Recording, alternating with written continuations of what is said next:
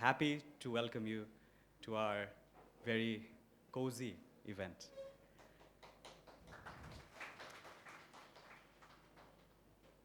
Before I introduce the moderator, who will in turn introduce the speaker, I'd like to say a few words about Think Legal and introduce it to those who have come for the first time.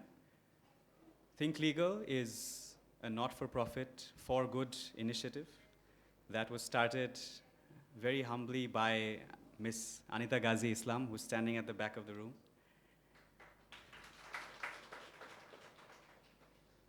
As a website, and it is still, at its core, a website which aims to make law, legal content, and everything related accessible to everyone.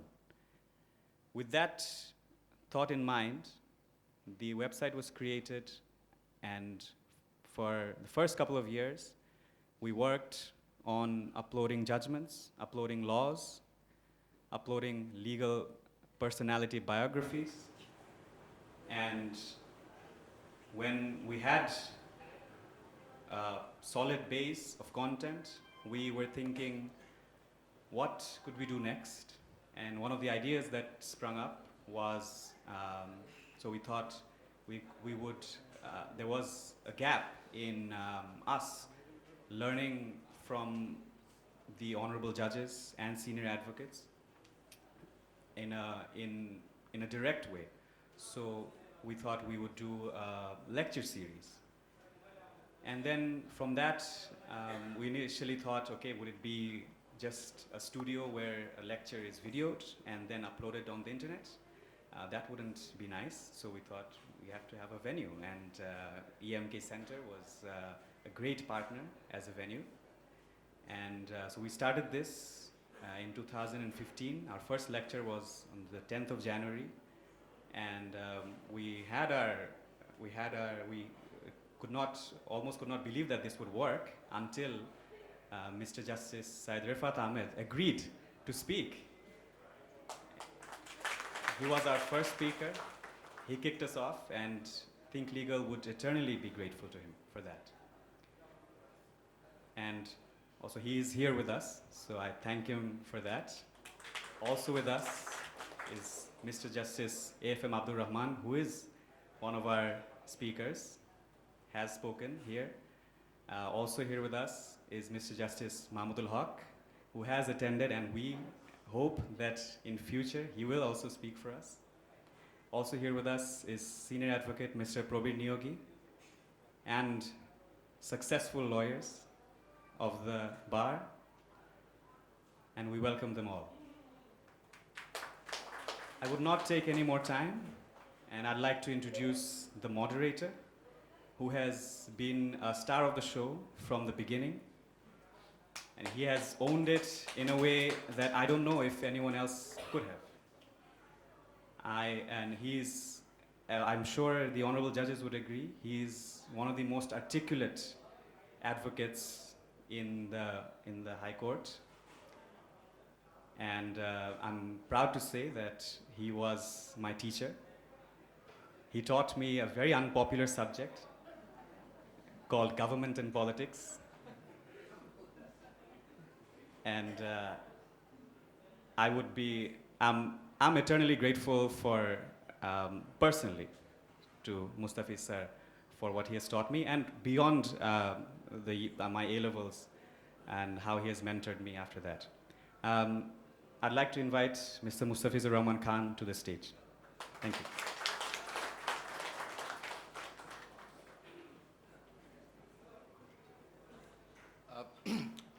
Thank you very much for those very kind words, Saqib. My lords, ladies and gentlemen, it's a great privilege for me to have the opportunity to introduce to you a very distinguished figure in our legal fraternity. Madam Justice Naima Haider is one of the brightest stars in our legal system, I would say. She needs no introductions, honestly speaking.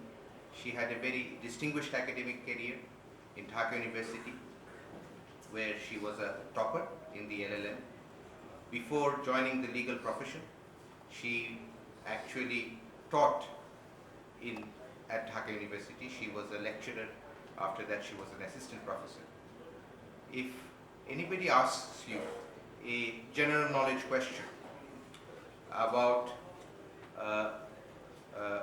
what do the Supreme Court of the United States of America and the Supreme Court of Bangladesh have in common, well, the answer would be that both have women justices who studied at Columbia University.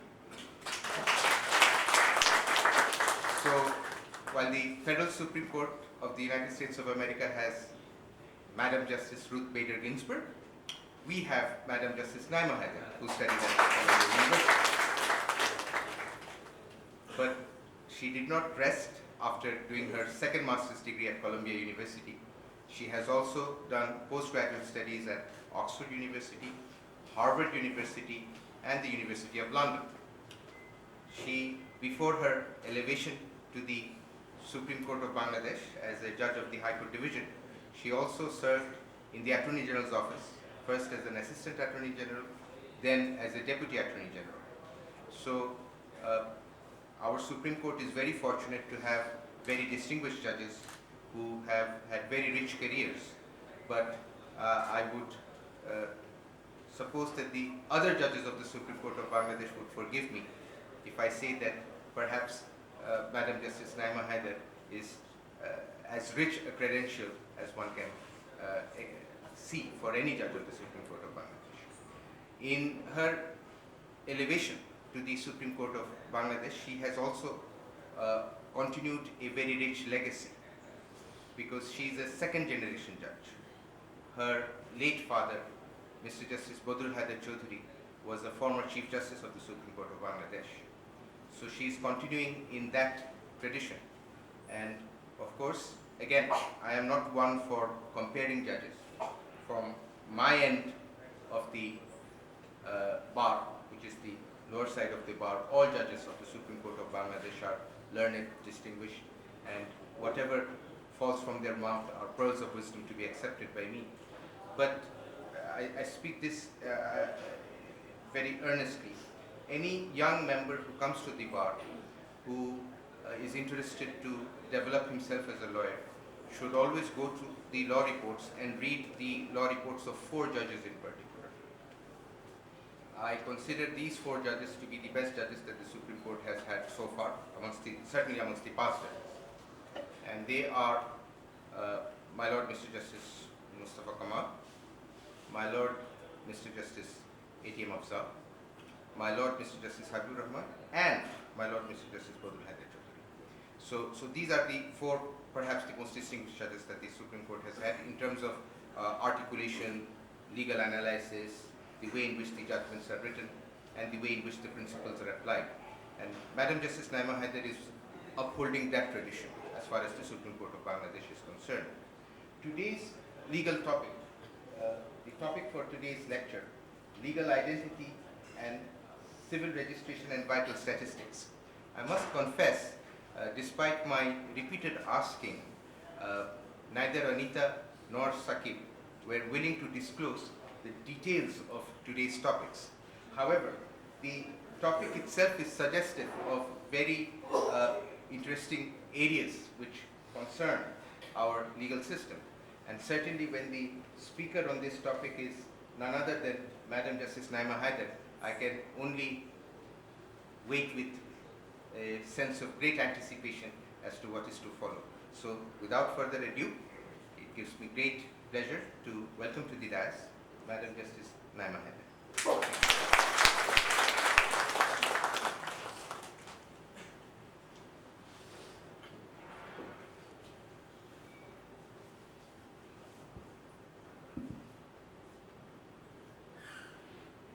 I have a really bad voice in the first place.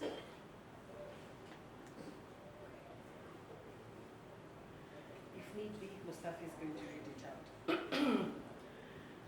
A very good morning to the honorable judges present here, members of the legal fraternity, the bright young minds that are entering the profession, distinguished guests, ladies and gentlemen. Thank you for inviting me to this lecture series of Think Legal. And welcome on board the Legal Identity, Civil Registration and Vital Statistics. I welcome you on board. I wish I could on a 380 flight from Dubai to London, but unfortunately I'm not being able to do so. So welcome on board this series of lectures. When Anita, on a simpler note, on a lighter note, I would say, when Anita approached me in December at my chamber before I left for Vietnam, I still remember that she had come to me and said, "What are you going to speak on?" I told her, "What are you expecting from me in the first place?" She said, "Maybe on Constitution or maybe on women's rights." And I sort of let her go at that point in time. And usually, when I'm all by myself and sip through my coffees or my tea and going through what I have done in the past and what needs to be done in the future, I realize that all these years, whenever I am invited to a lecture, whenever I go everywhere and give a lecture, it's usually on women, either on women's rights, violence against women, discrimination, children's rights, etc., etc. And when I realized that where I work is with the men, mostly with the men, I thought this is time for me to raise my hand and say, I am with you all. So here I am with the men itself. Whether be it a man or a woman, now the boards we start. Whether be it a man or a woman, we seldom ask what it would mean if we did not have any legal identity.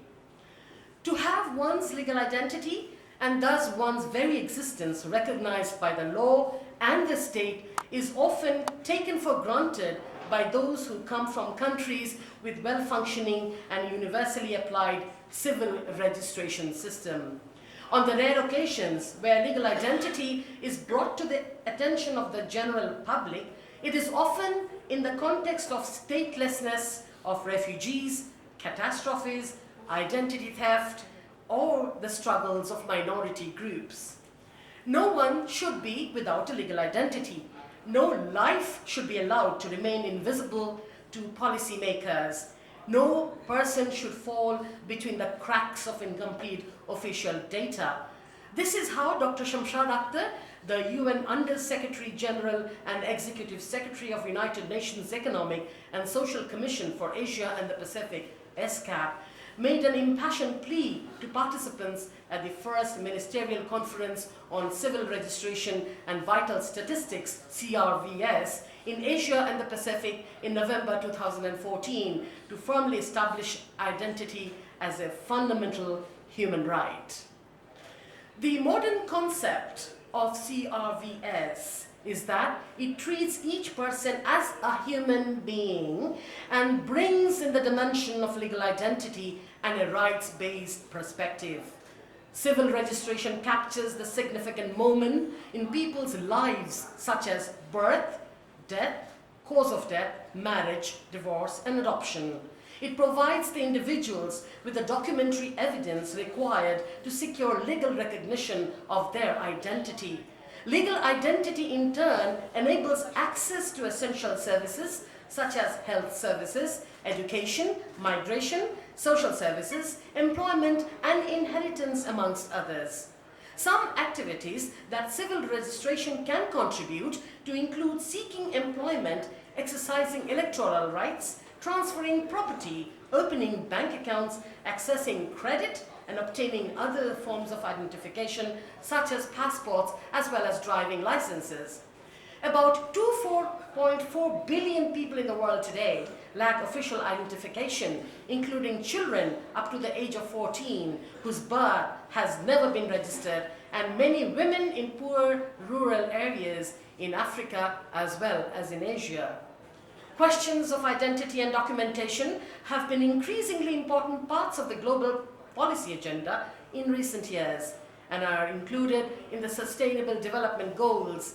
In particular, goal number 16.9 is by 2030, provide legal identity for all, including birth registration. Civil registration and vital statistics has traditionally grown largely out of national statistics efforts. In statistics, a person is merely a part of a demographic. The demographic aspect rules supreme, and a person is regarded only as a holder of certain characteristics of interest. Legal identity, right to information, and services are not a part of that equation. And now, the question is how the utility of the vital records and the vital statistics play a dominant role. The essential function of the civil registration system is to provide documentation for all vital events, that is, live births, fetal deaths, marriages and divorces, and to maintain a permanent file of these records for legal purposes in future.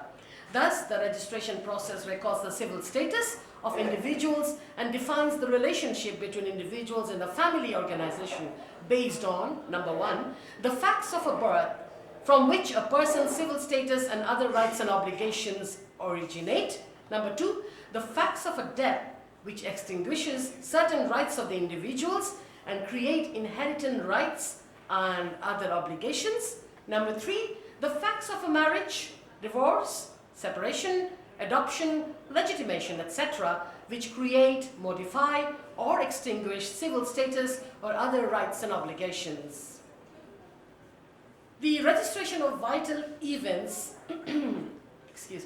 generates a record for the individual, and these records also serve as a basis for vital statistics. Both the vital records and the vital statistics have many benefits to the individual as well as to the state. The United Nations Bill of Human Rights and the United Nations Declaration of Rights of the Child proclaim the right to citizenship, the right of children to a name and citizenship, and know of their parentage.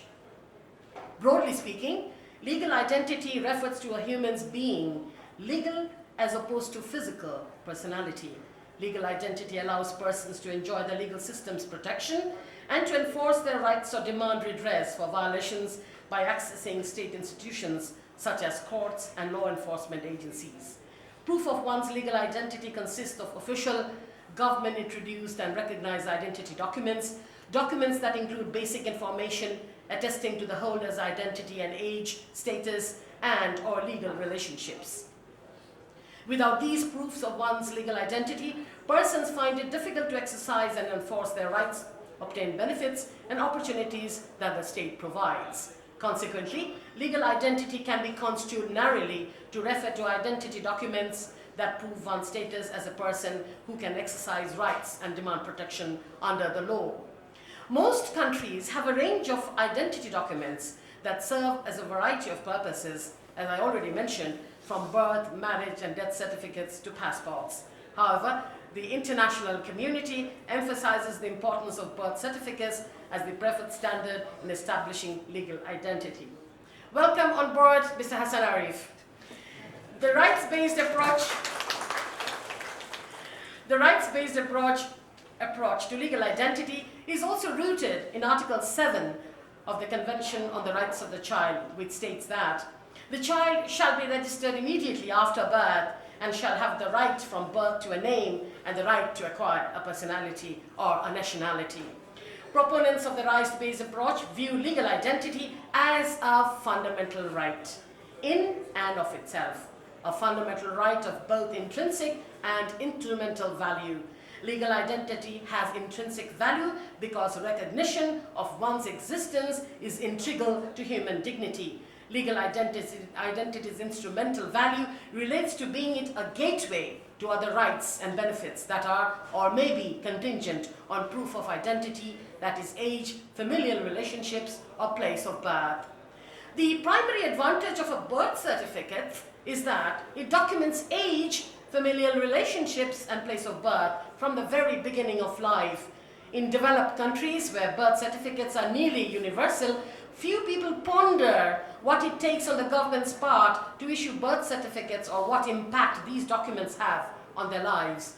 Birth certificates are commonly associated with establishing citizens' eligibility to access certain benefits and opportunities, protecting human rights and development planning so that resources are directed to where they are most needed. But the question is, do birth certificates and civil registration actually provide any access and protection in the developing countries, including Bangladesh? Legal identity, although promises a host of goods that have tremendous potential to improve people's lives in states where a strong administrative infrastructure, the value of civil registration is self-evident. However, birth certificates and civil registration do not consistently deliver these promised goods in the developing country context. A major advantage generally associated with birth registration is that it enables access to benefits and opportunities. The premise in that laws or policies make access contingent on providing formal proof of one's identity through an identity document. Primarily, it is a birth certificate. It assumes that benefits and opportunities are actually available.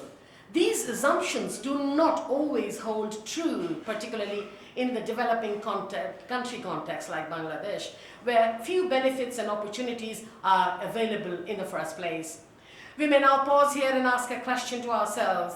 Does the lack of a birth certificate cause vulnerable populations to be excluded from services and opportunities? If these groups had legal identity, would they have meaningful access to the benefits and opportunities they are currently being denied? The answer is the causal connections between legal identity and access depend on the country as well as the benefit, service, and opportunities in question. Due to budgetary constraints, few government services are actually available. Those that are available can, in some instances, be obtained without presenting a birth certificate because more easily accessible substitutes or no documents are actually required. For example, our country offers basic vaccination for children regardless of whether or not they have birth certificates. As regards education, proof of legal identity generally is not required to obtain access to primary education. However, access to scholarships and secondary education may be contingent on proof of legal identity. When it comes to more sophisticated benefits and opportunities, it is found that vulnerable groups are often excluded.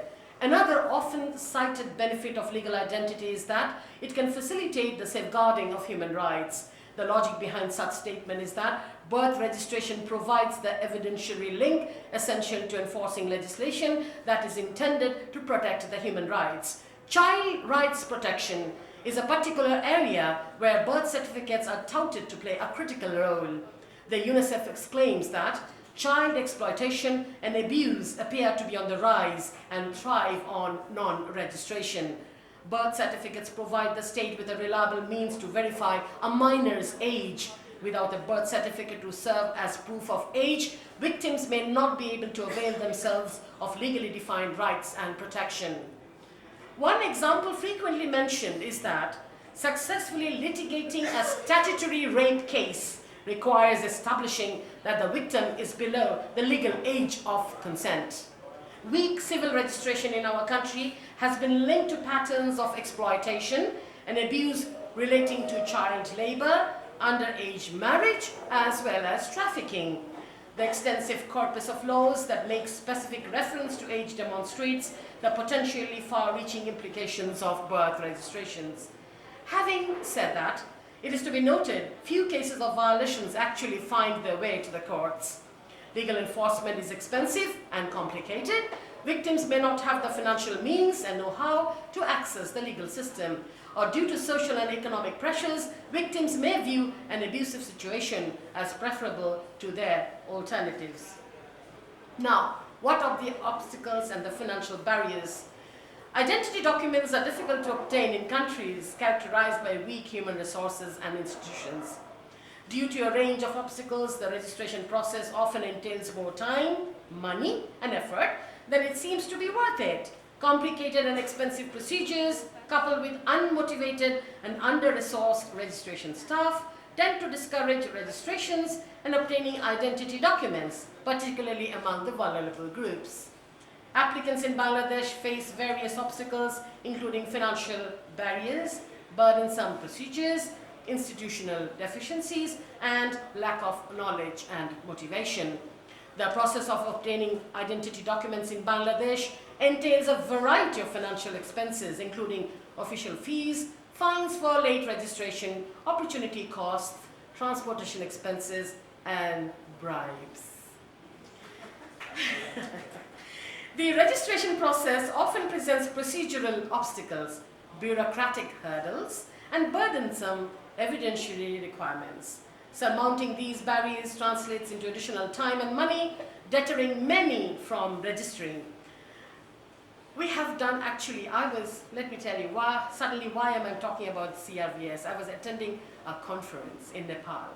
So that triggered me to speak on the CRVS system. Due to the lack of dedicated staff, we notice in Bangladesh that Dhaka City Corporation has accumulated a backlog of over years worth of unprocessed registration data.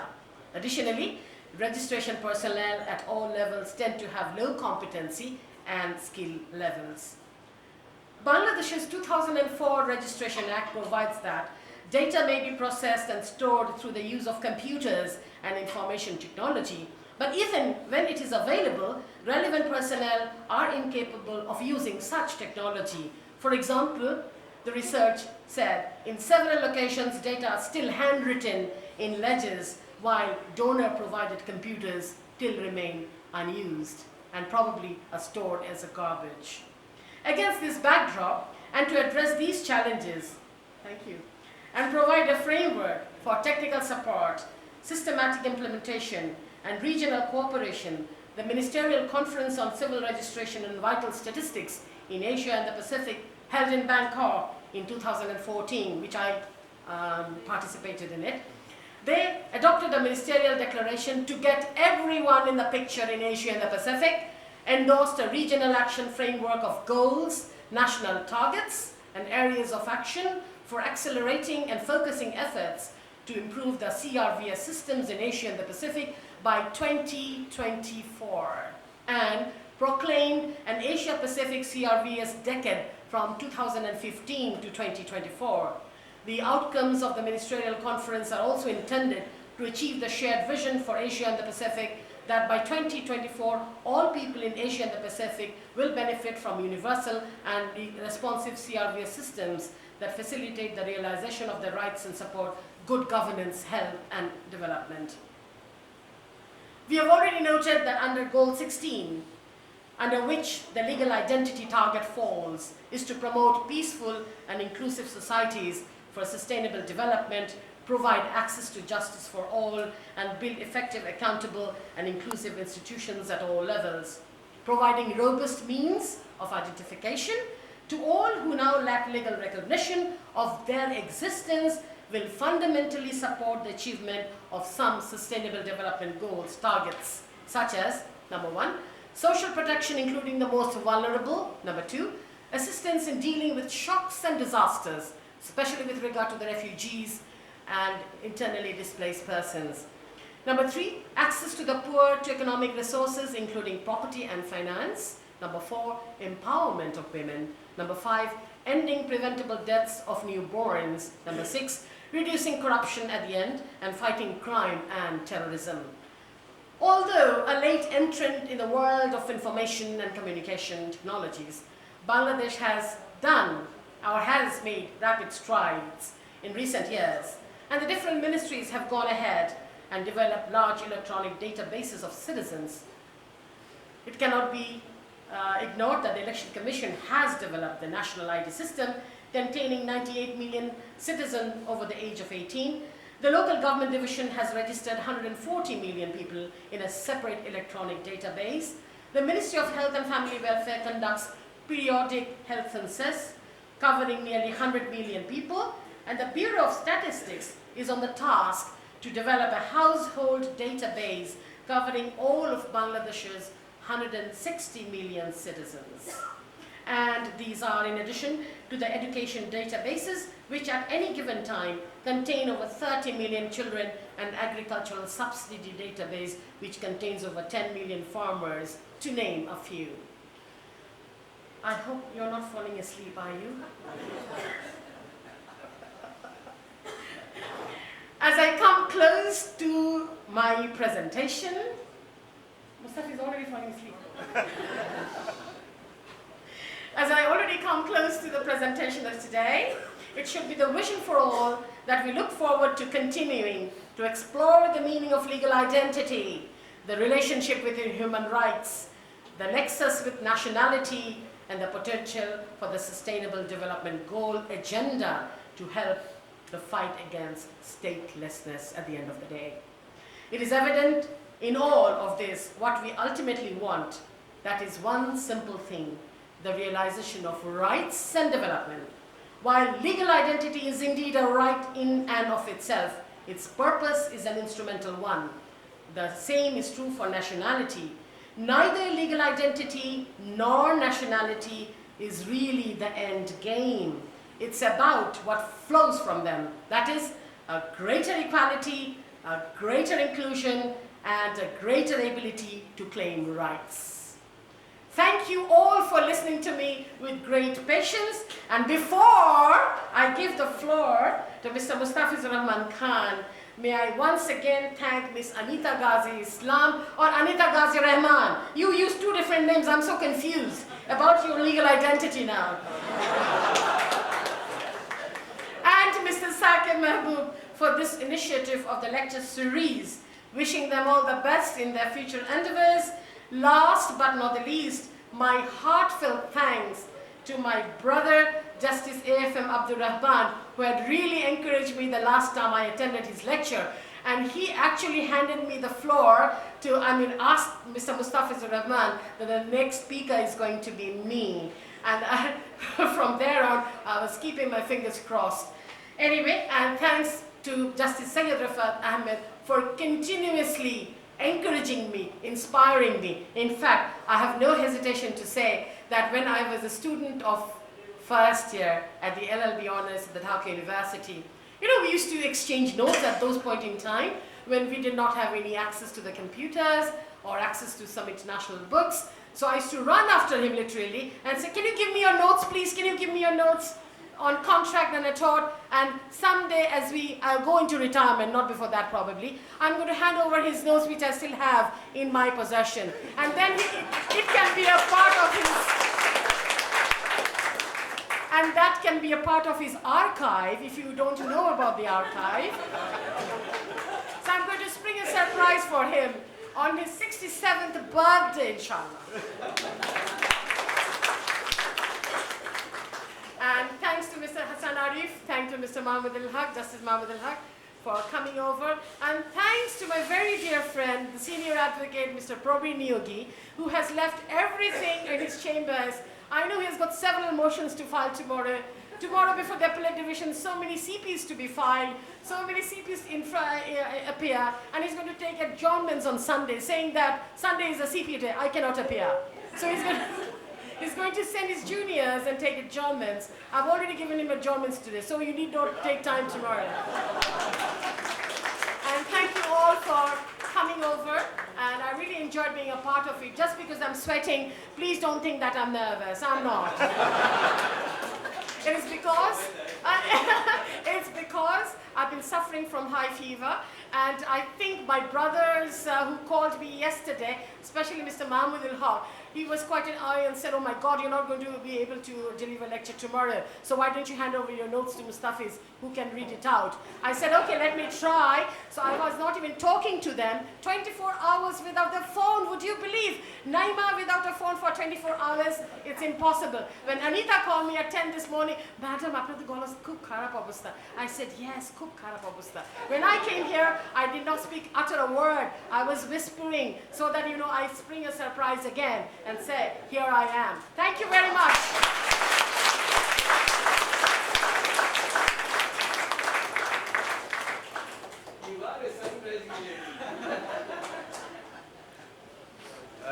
This morning, thank you very much, Madam Justice Naima Haider, for that very eye-opening speech as far as I am concerned. Because Oh, can I just add one more word, if you don't mind? full record person. When I gave the topic, as I say, especially with regard to vital statistics, my friends, I don't want to name them, asked me what is this vital statistics at this age. So I said, vital statistics, be it 50, be it 60, be it 70. For a 50, you have a 50. For a 60, you have a 60. For a 70-year-old, you have a 70-year-old.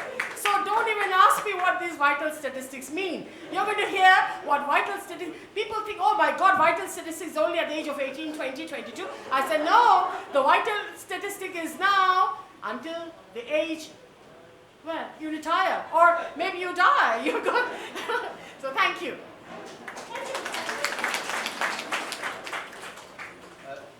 This morning, when I was informed that Madam Justice Naima Haider was suffering from fever and she had a sore throat, and I may be called upon to read out her speech to you, I actually assured a colleague of mine that don't worry, the occasion is going to take over, and she will complete her speech, and I was proven right. Thank you very much, Madam Justice Naima Haider, for that very eye-opening speech. I use the word eye-opening for a particular reason. When it comes to academic discussion or workshops on legal affairs, there are some topics which have become very popular. Human rights, women's rights, the environment. But there are other areas of the legal system which are equally worth of study, of understanding, of reflection. And certainly legal identity, civil registration, and vital statistics is one of them. During the course of her speech, of her lecture, what became very clear is that on these very key issues, on these very key pegs, hangs the question of identification, administration, and availing of a plethora of legal rights. And Madam Justice Naima Haider has also touched upon the fact that Bangladesh, despite being a late starter perhaps, is making significant strides in this particular area. All of us are aware of the